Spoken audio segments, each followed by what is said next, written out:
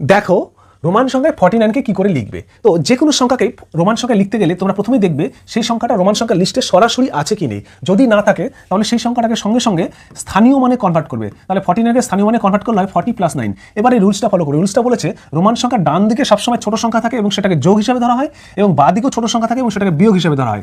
আর একটা রুলস বলেছে রোমান সংখ্যা একসঙ্গে 3টের বেশি লেখা যায় না।